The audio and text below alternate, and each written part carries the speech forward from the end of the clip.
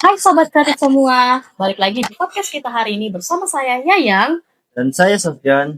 Jadi teman-teman kita akan membahas sesuatu yang berisik tapi indah. Apa tuh yang? Nah, kali ini kita akan membahas sebuah dinamika komunitas. Nah, biasa kita bahas di sekolah yaitu komunitas. Sekarang kita akan mengenal tentang tujuannya dan juga bagaimana praktiknya di kehidupan nyata.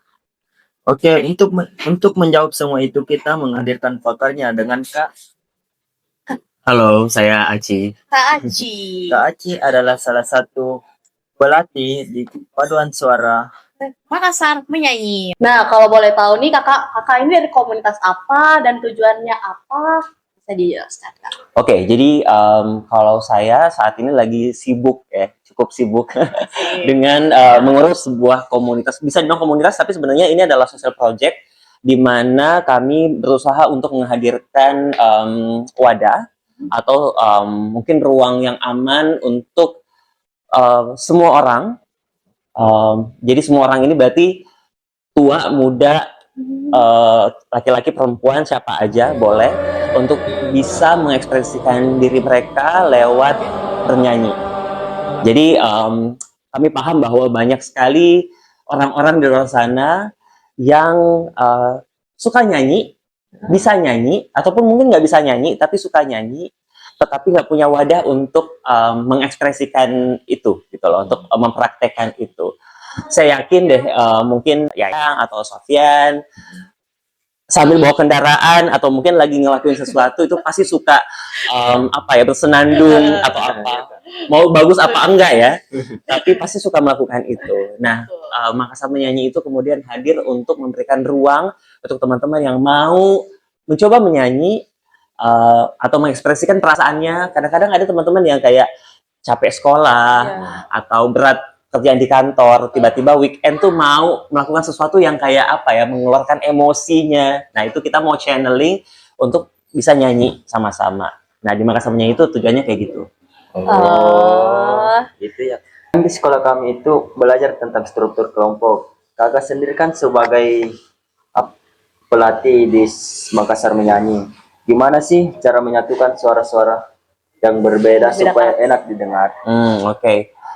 Jadi sebenarnya gini, di Makassar Menyanyi itu kami tidak, karena kami tadi saya bilang ya, ini adalah sebuah ruang aman dan inklusif. Jadi nggak peduli suara kamu bagus nggak bagus, bisa nyanyi, punya pengalaman nyanyi atau enggak, semuanya boleh datang dan boleh join gitu. Tapi gimana cara membaginya? Biasanya sih saya biasa mengawali dengan membagi berdasarkan kesukaannya mereka. Jadi saya biasanya bertanya, siapa di sini yang kalau nyanyi sukanya nadanya yang tinggi-tinggi, suaranya yang lebih apa gitu, yang lebih kuat, yang kayak gitu-gitu. Jadi biasanya memetakan mereka tuh dengan cara yang seperti itu dulu. Secara simpelnya ya, sederhananya kayak gitu. Jadi memilah mereka dari kebiasaannya mereka sendiri. Lalu kemudian masuk lagi di mana saya kemudian mendengarkan mereka menyanyi. Kalau saya merasa bahwa kayaknya orang ini lebih cocok masuk di kelompok suara yang lainnya, maka saya akan memindahkan. Atau misalnya ada yang mengalami kesulitan, misalnya yang misalnya suaranya harusnya dia bernyanyi di nada alto misalnya, lalu kemudian dapat kesulitan karena tidak bisa mengikuti, misalnya karena nadanya baru mungkin di kuping mereka, akhirnya saya biasanya memindahkan ke suara yang mungkin lebih mudah untuk mereka. Jadi based on mereka sih sebenarnya kalau saya, jadi melihat kemampuan dan kebiasaan mereka seperti apa. Lalu saya berusaha untuk coba memetakan, oh kayaknya cocoknya di suara ini, suara itu, gitu. Gitu. Berarti kakak kalau misalnya ada yang menyanyi harus dengan kesadaran penuh dia posisinya ini, harus dengan posisi ini. Ya. Jadi kita kan biasanya kalau baru memulai itu langsung mengelompokkan suara. Jadi supaya pelatihannya bisa terarah kan. Jadi nggak sekedar langsung nyanyi semuanya. Bayangin aja kalau 150 sampai 200 orang menyanyi di waktu yang sama, pasti agak susah ya. Jadi harus dikelompokkan dulu. Sambil dikelompokkan itu biasanya kami melatih satu persatu kelompok gitu. Jadi biar mereka fokus dulu dengan suaranya. Nanti kalau udah oke semuanya, di akhir kegiatan itu kita baru akan nyanyi bersama-sama. Wow, menarik banget ya Sofyan. Ya, coba Sofyan, Sofyan dia suara apa?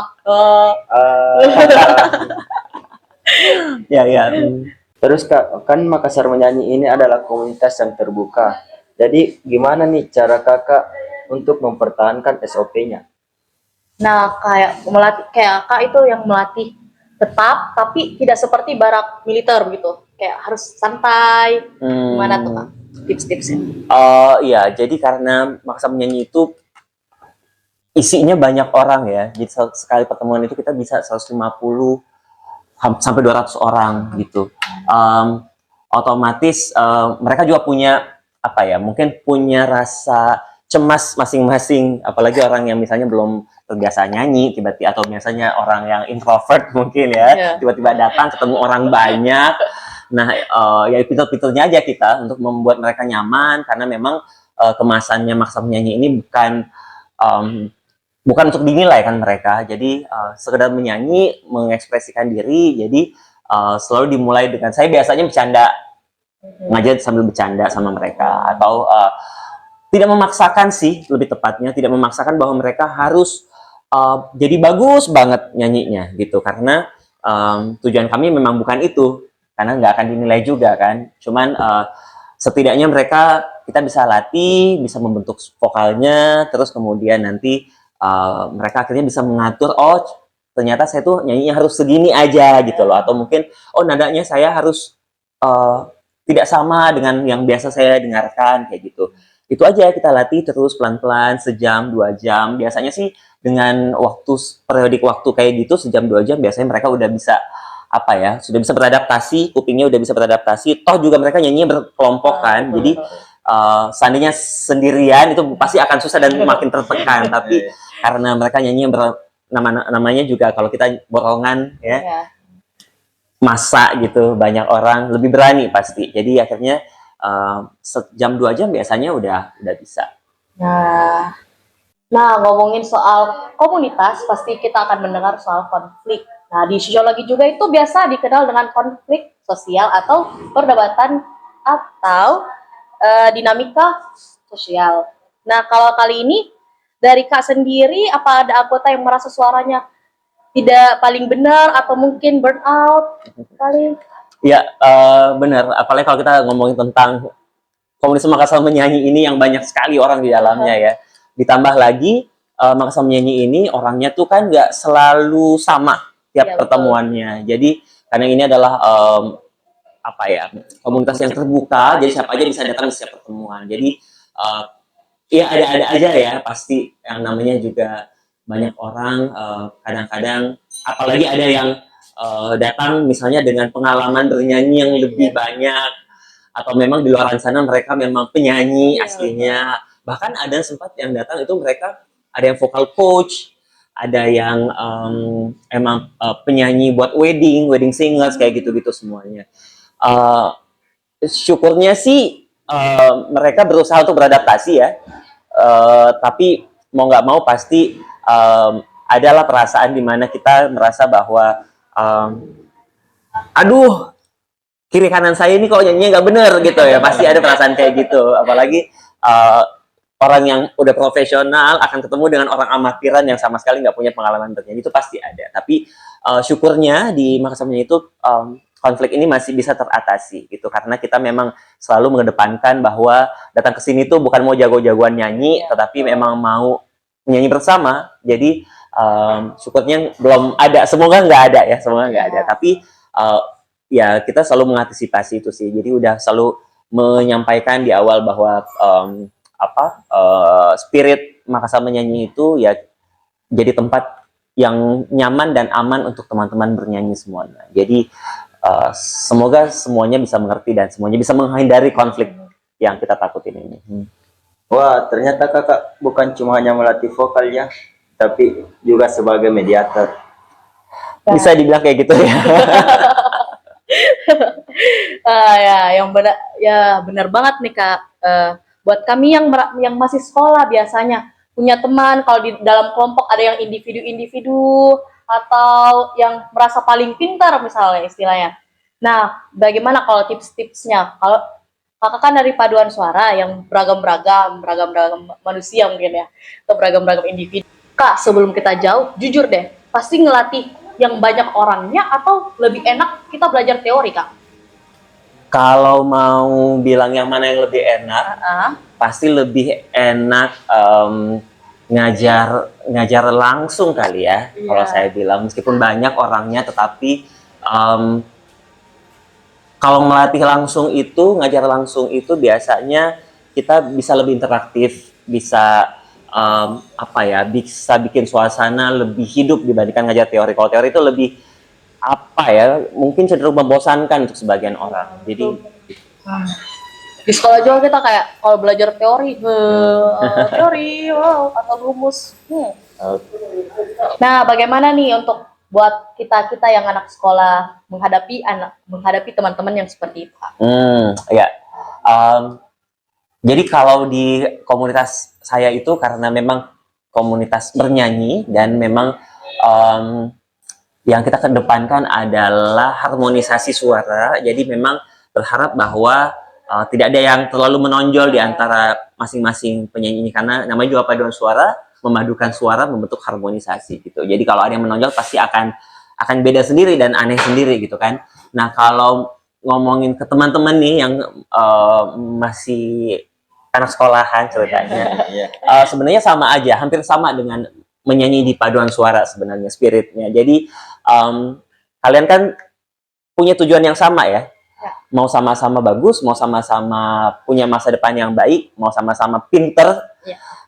Jadi harusnya karena punya tujuan yang sama, harusnya nggak harus saling sikut, ngerti nggak sih?